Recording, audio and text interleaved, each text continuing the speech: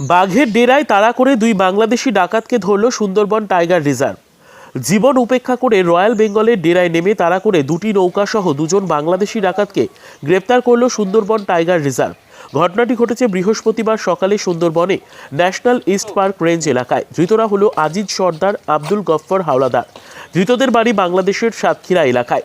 ধৃতদের কাছ থেকে দুটি নৌকা, একটি একনলা বন্দুক, হরিণের শিং, একটি ধারালো দা, 6টি কুঠার, একটি মোবাইল ফোন, 6টি বাংলাদেশি সিম কার্ড, 2টি বাংলাদেশি 550 টাকা, নেপালের একটি 20 টাকার নোট, গেওয়া কাঠ 10টি সহ অন্যান্য সামগ্রী। জানা গিয়েছে ধৃতরা 6টি কাঁকড়া ধরার নৌকা ও একটি মাছ ধরার নৌকায় মৎস্যজীবীদের বেধড়ক মারধর করে ছিনতাই করে। আরও জানা গিয়েছে বৃহস্পতিবার সুন্দরবনের ন্যাশনাল ইস্ট পার্ক রেঞ্জ সংলগ্ন খালের ধারে সুন্দরবনে ন্যাশনাল ইস্ট পার্ক রেঞ্জের রেঞ্জার স্বপন কুমার মাঝি ও ট্রেনি রেঞ্জার নবকুমার সাউয়ের নেতৃত্বে ফরেস্ট গার্ড দীপক মৃধা, অরণ্য সাথী সুকুমার মণ্ডল, সুব্রত কুমার সাউ, বুদ্ধদেব দলপতি, শশবিন্দু পাত্র সহ 7 সদস্যের একটি দল নজরদারি করছিলেন। সেই সময় তারা 4টি নৌকা দেখতে পায়। তারা দ্রুততার সাথে নৌকার কাছে যাওয়ার চেষ্টা করে। অন্যদিকে সুযোগ বুঝে দুটি নৌকার 7 জন নদীতে ঝাঁপ দিয়ে সুন্দরবন জঙ্গলে বাঘের ডেরায় লুকিয়ে পড়ে। যদিও শেষমেশ সুন্দরবন টাইগার রিজার্ভের প্রতিনিধিরা সফল হয় তাদের ধরতে। ব্যুরো রিপোর্ট, দিনরাত স্টার নিউজ। কতদিন ধরে আজ এরা 6 দিন আগে এসছে।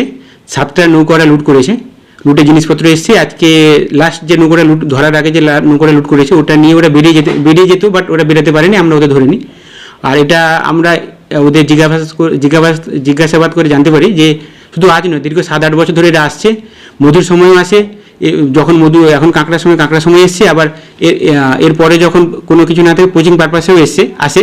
এর মধ্যে আমরা জঙ্গলের ভিতরে গিয়ে যখন দেখি ওখানটায় মাংস পুড়িয়েও খেয়েছে, আগুনের পেয়েছি, মাংস পুড়িয়ে পেয়েছি, সেটাও আমরা পেয়েছি। আজ নয়, এটা দীর্ঘদিন ধরে এরা আসছে। এদের মধ্যে সর্দার হচ্ছে আব্দুল গফর হাওলাদার, এদের মেন সর্দার। দীর্ঘদিন ধরে অবৈধভাবে প্রবেশ করছে। আপনার নাম? আমার নাম Nabakumar Sau, trainee range officer, national park east range.